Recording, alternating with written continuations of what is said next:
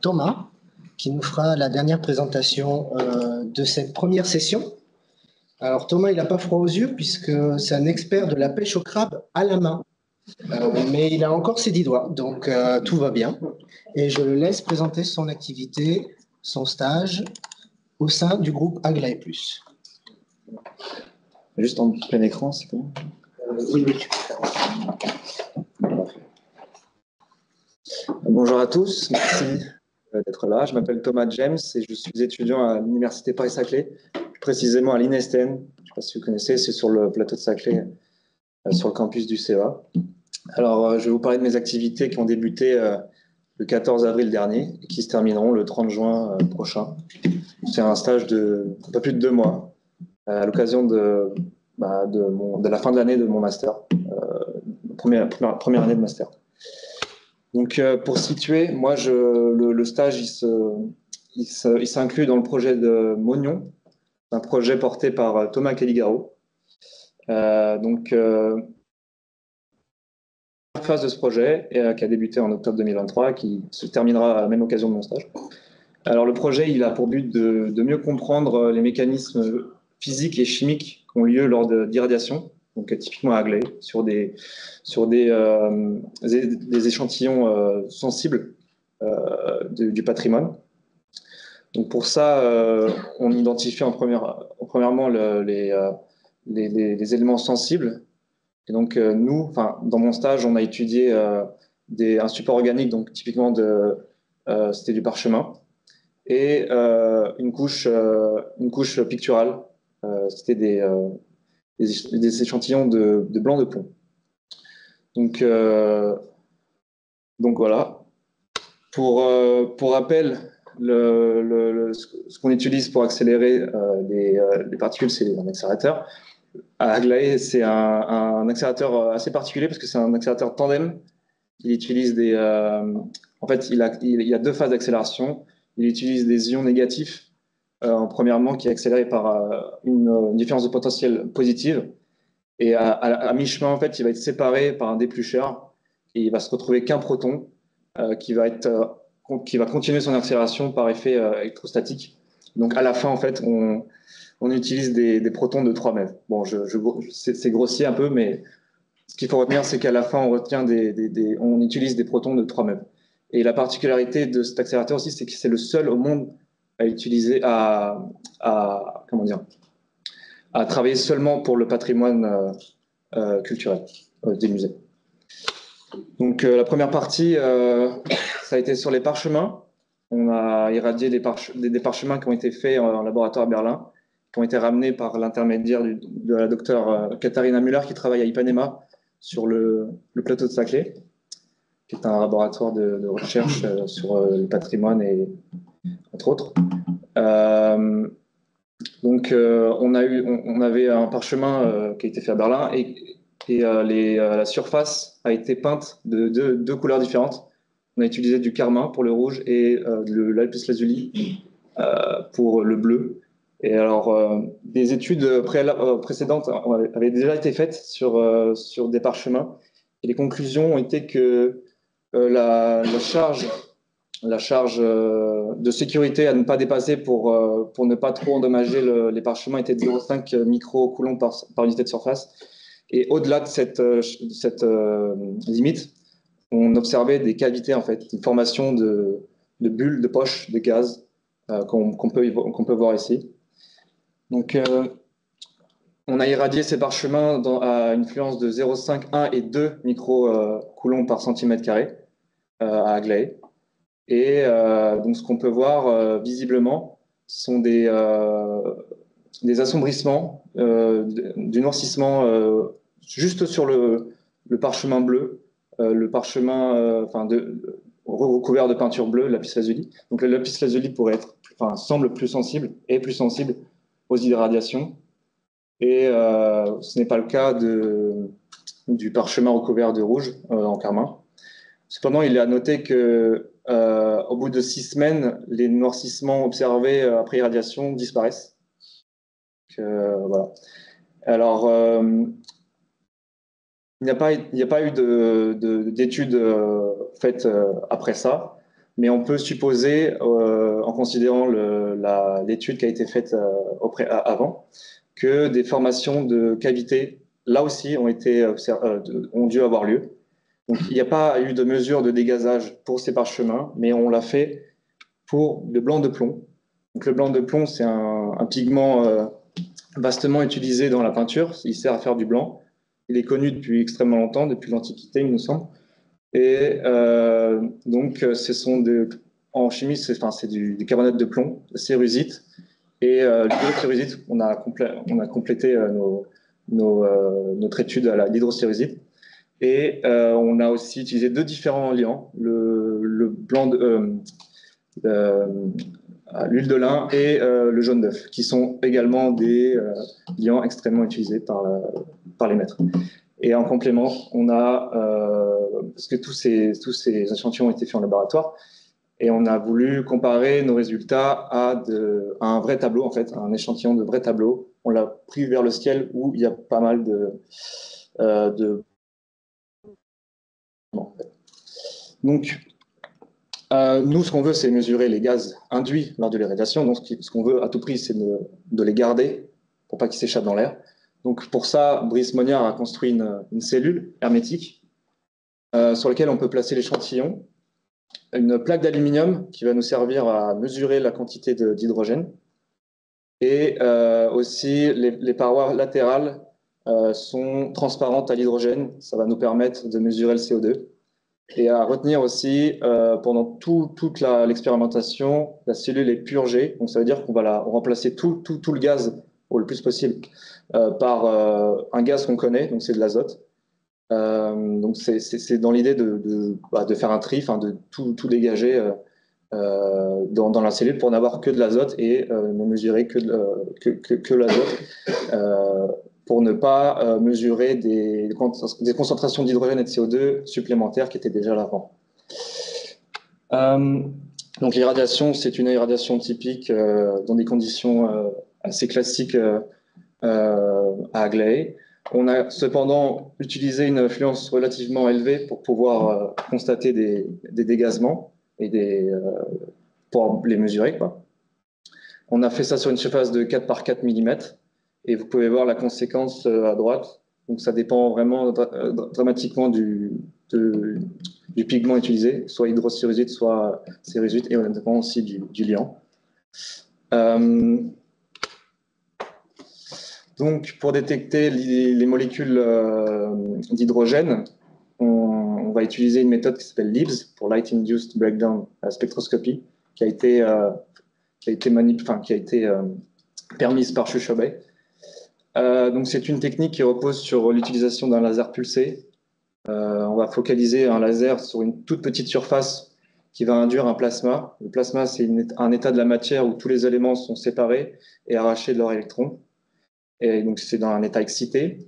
Et lorsque le pulse s'arrête, le plasma refroidit, les atomes se désexcitent en émettant un signal caractéristique de leur nature. C'est comme ça qu'on va détecter la concentration d'hydrogène, d'atomes d'hydrogène. C'est une analyse atomique non moléculaire. Ça permet de connaître seulement la quantité d'atomes et pas de molécules comme le CO2. Et ensuite, le signal est récupéré par une fibre optique, envoyé sur un spectromètre, diffracté. Et ensuite, une caméra lit le signal diffracté et va indexer chaque longueur d'onde à un élément. Enfin, connaissant la littérature de chaque longueur d'onde, on va pouvoir associer chaque longueur d'onde à un élément. Donc ça, c'est un spectre typique de LIBS. C'est pas n'importe lequel, c'est celui d'un blanc. Alors la mesure blanc, c'est une mesure qu'on fait avant l'irradiation. Elle est importante parce que une purge en pratique n'est jamais parfaite. C'est-à-dire qu'il bien qu'on ait rempli la cellule d'azote, il reste toujours d'autres molécules, et notamment d'hydrogène. Donc vous pouvez voir en 656 le pic hydrogène qui montre qu'ils sont bien là. Et en fait, ils sont un peu trop là parce que ça va fausser nos résultats. C'est bon. Voilà, donc ça, c'est le spectre de blanc qu'on fait avant irradiation, très important. Ça, c'est les résultats d'un échantillon, les cérusites mélangés à l'eau jaune d'œuf. Donc, ce qu'on peut voir à gauche, c'est un spectre juste sans traitement, directement. Ce sont les données pures. Et on peut voir à gauche les pics hydrogène. Donc, on voit qu'il y a plusieurs. Le pic augmente parce qu'en fait, on a calibré nos mesures avec un ajout d'un volume d'hydrogène connu, ce qui va nous permettre de calibrer nos mesures pour avoir une mesure plus précise de la quantité induite d'hydrogène. Ce qu'on fait à droite, c'est qu'on normalise la totalité des points mesurés sur le spectre par le spectre d'azote. Alors pourquoi on fait ça? Parce que d'une mesure à l'autre, en fait, il peut y avoir des facteurs expérimentaux qui peuvent faire varier les résultats. Et alors pour ça, on doit normaliser notre spectre par un facteur qui ne bouge pas. Et donc l'azote, on sait, la cellule étant hermétique, sa quantité ne varie jamais au cours des expériences. Elle n'est pas produite par irradiation ni par mesure. Et donc, sur un facteur inchangeant pour avoir des résultats plus précis et non faussés. Et donc ici, c'est son l'intégrale de chaque pic qui nous permet de faire des courbes d'étalonnage, des calibrations. Donc on voit ici que le coefficient de corrélation est plutôt bon pour tous et que les pentes se ressemblent. Donc ça veut dire que la technique Libs intègre bien à chaque fois le même nombre d'atomes d'hydrogène par quantité injectée. Donc la calibration est plus bonne, sauf pour un, la cérosite plus jaune d'œuf. Alors ça, on suppose que ce serait parce qu'on aurait mal placé la cellule à ce moment-là ou différemment par rapport aux autres, qui aurait influé nos résultats. Donc les résultats, les voilà. Ce qu'on voit, c'est que dans la majorité des échantillons faits en laboratoire, des blancs de plomb, on a une valeur négative. Donc ça, en fait, ça vient du fait que notre blanc, notre blanc est indistinguable de la première mesure après irradiation. C'est-à-dire que la machine ne parvient pas à distinguer la quantité induite par l'irradiation. On peut quand même citer le tableau qui, lui, a une valeur positive et assez grande. Alors, ça pourrait venir du fait que les échantillons de blanc de plomb sont mis sur une glace, tandis que l'échantillon de tableau, lui, il est directement sur une toile. Donc, le proton, il aurait peut-être plus de chemin, il peut effectuer plus de chemin dans l'échantillon et donc émettre plus d'hydrogène.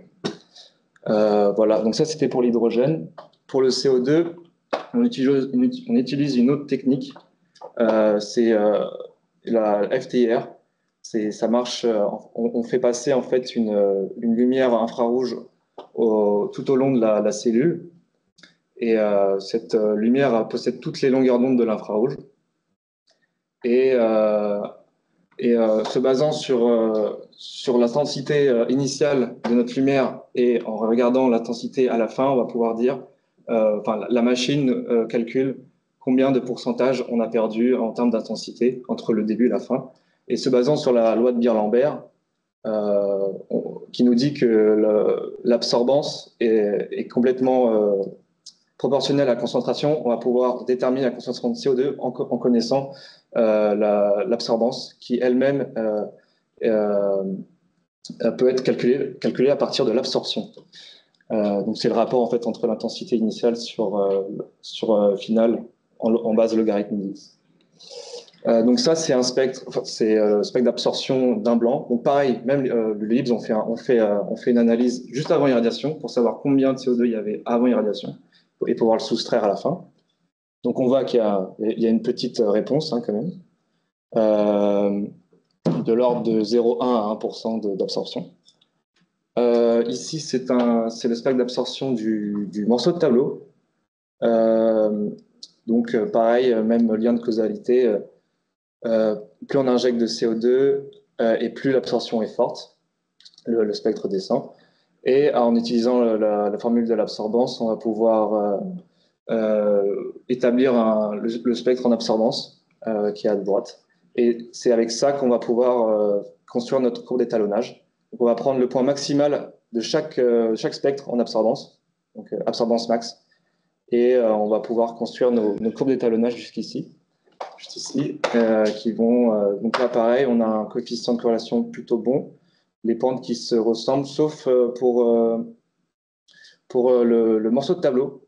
Donc là, pareil, ça pourrait être un facteur expérimental qui varie par rapport aux autres. Mais et là, c'est les résultats. Donc ici, on n'a pas de valeur négative, donc c'est-à-dire que le blanc n'a pas faussé, n'a pas, comment dire, comment dire, ça n'a pas influé sur les résultats finaux.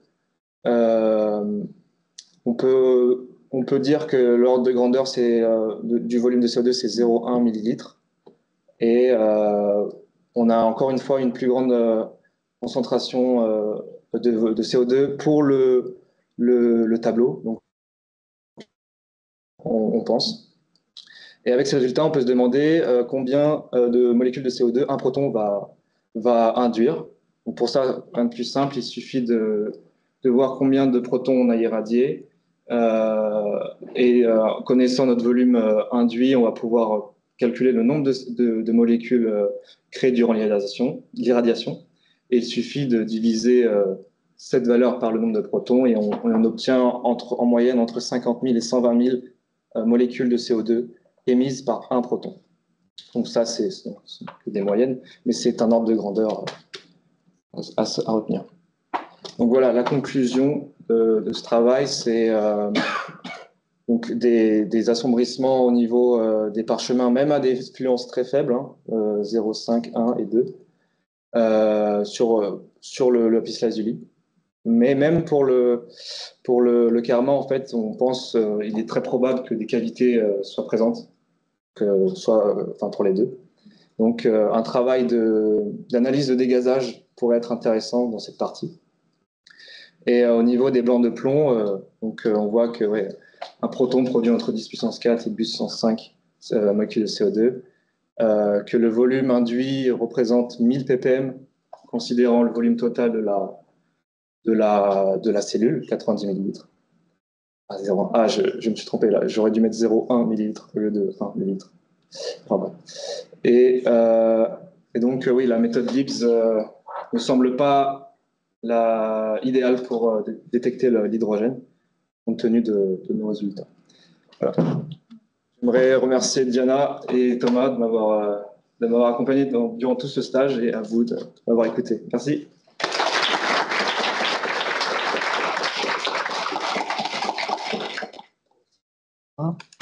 Est-ce qu'on a des questions dans la salle? Pas de questions. Est-ce qu'on a des questions en ligne? Ah. Oui. Je voulais savoir l'origine attendue de l'hydrogène dans le cas de... L'apparition d'hydrogène? Oui. Compte tenu des...